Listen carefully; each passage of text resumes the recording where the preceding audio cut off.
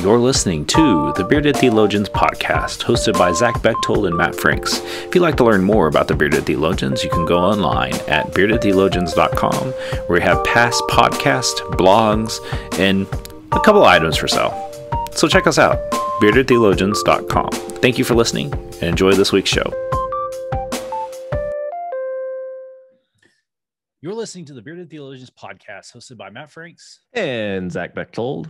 So this week on the Beardcast, we're going to continue our series looking at the book of Acts of the Apostles, located in the New Testament portion of your Bibles, for those of you that aren't familiar with scriptures. And this week, we're going to talk about kind of a semi-important story. It's not an important story if you ask Zach, but it's an important story to the narrative of the rest of the New Testament. And we're going to talk about Paul's call. And so I'm going to let Zach go do his thing on that.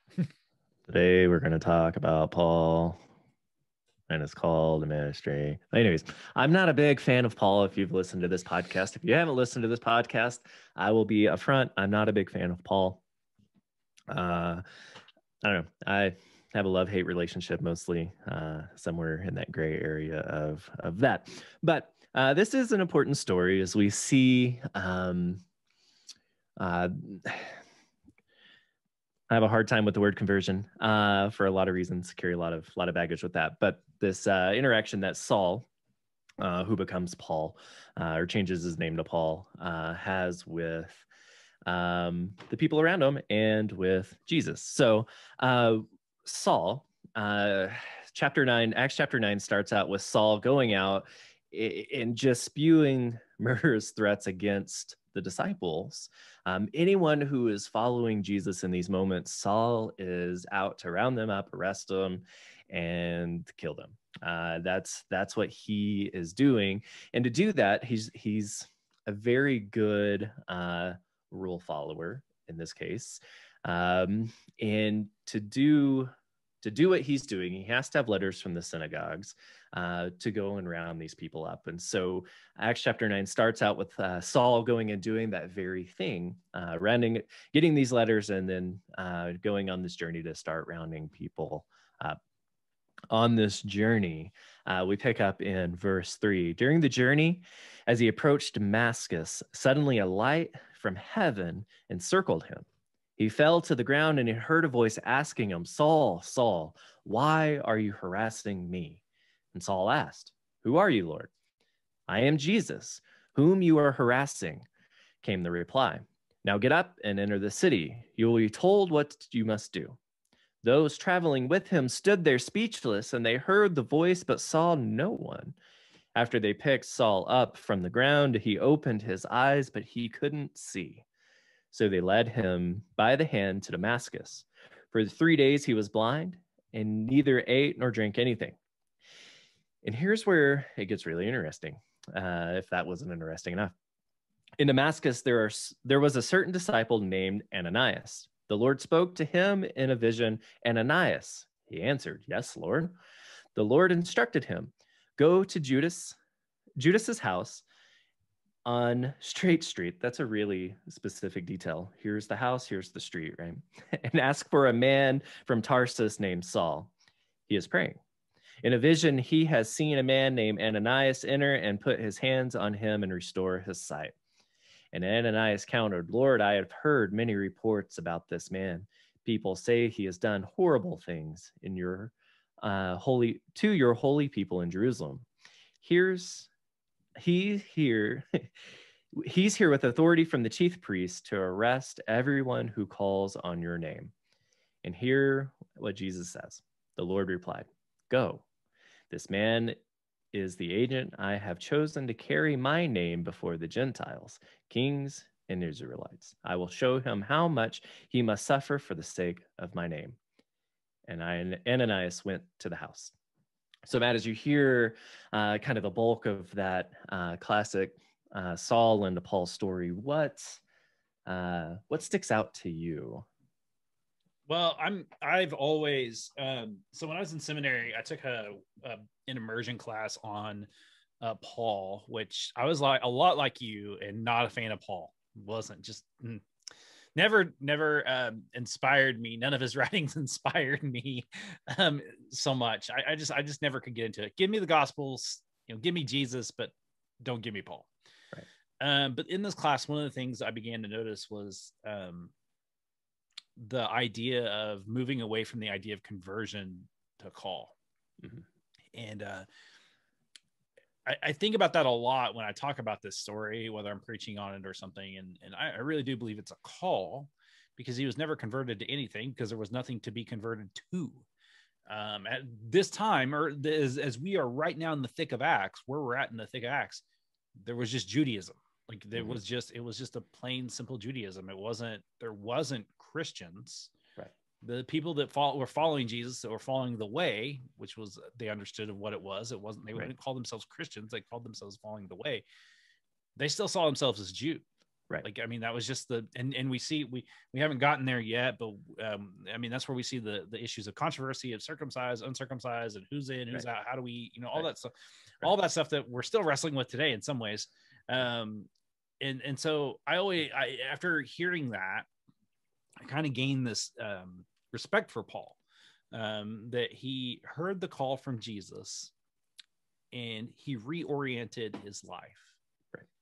And in that call, I mean, and we see, like, this is reminiscent of a lot of Old Testament calls, or even pastoral calls, like where we feel like we've felt like this pulling urge to move in a new direction. And that's what happens with Paul.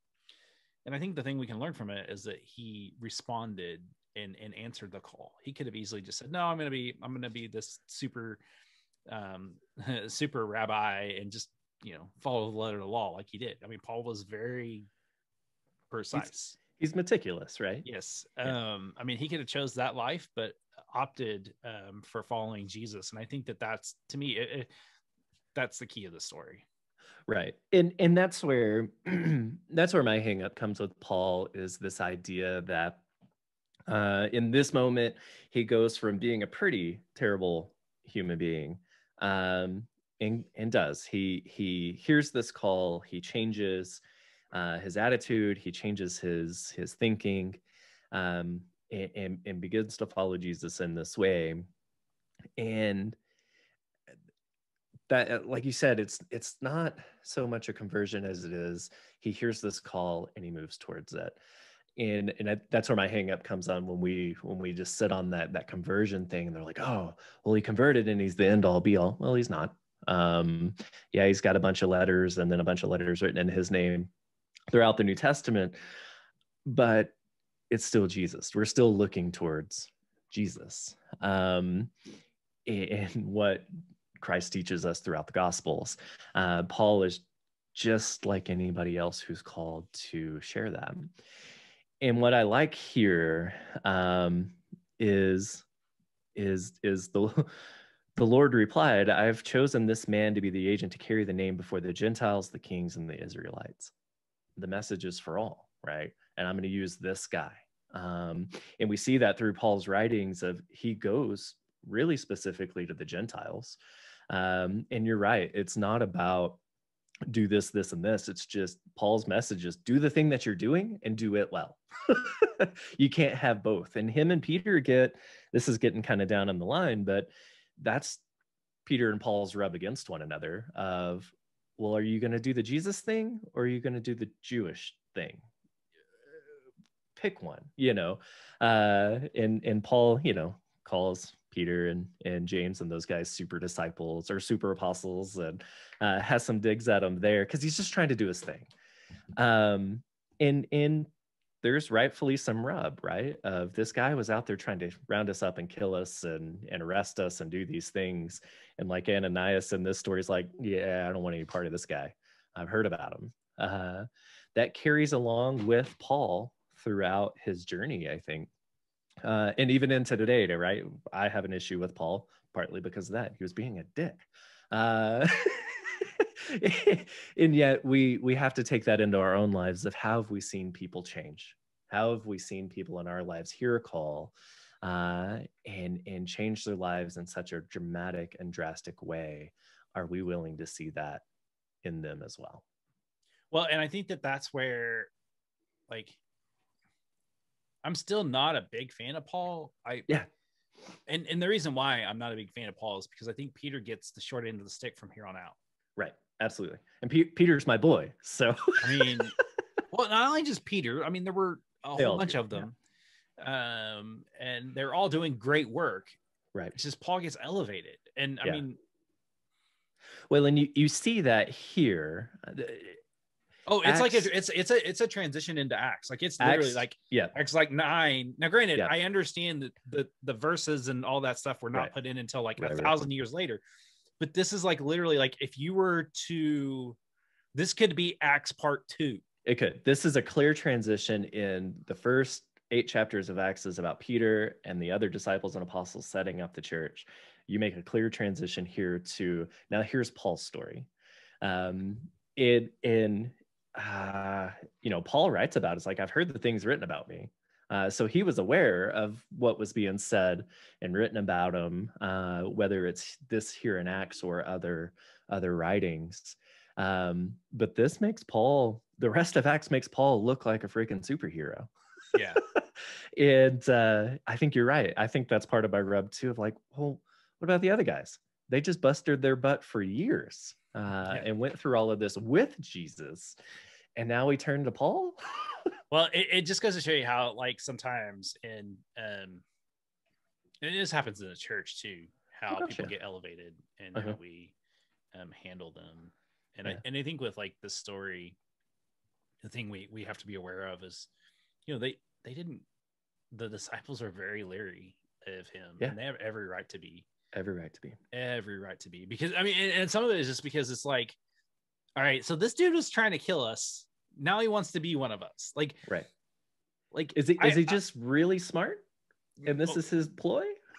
I mean, is he being a spy? I mean, come on. Right. I mean, I would be questioning, is this James Bond? Or is this, Michael Weston? Is he trying to be like a super spy and then like find out our secrets and then, destroy us from the inside out?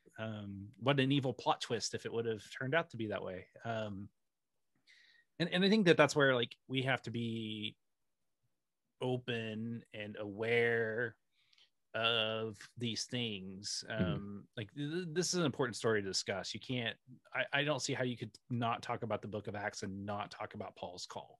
Right. Like, there's just no way, because I mean, especially like as we'll discover as we finish this out, we're going to spend a little bit of time on that, and we just have to. I mean, you can't exclude this story. This is a pivotal part of the story. And And it is, because you're right. It shows us that call story, but it also shows us here's opportunity for grace, that God is still calling the most unlikely of people. And are we as people on the outside of that call, watching it happen, willing to operate with enough grace and love and forgiveness to go, I know what you did in your past.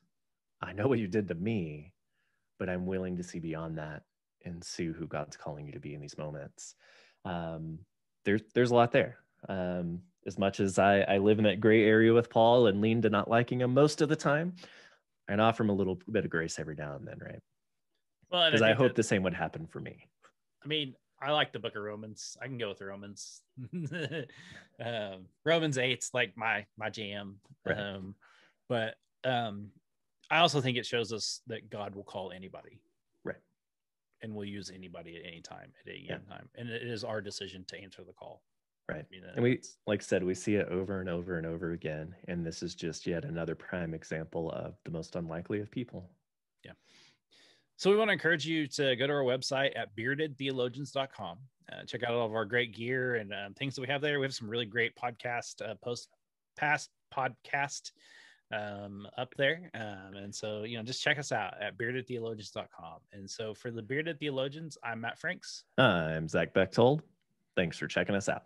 First, guys, I want you to subscribe and like this video and push that thumbs up. Thank you for listening to the Bearded Theologians podcast. Don't forget to like, subscribe, and share on all social media outlets. You can check out old episodes and more information at beardedtheologians.com. Thanks for checking us out.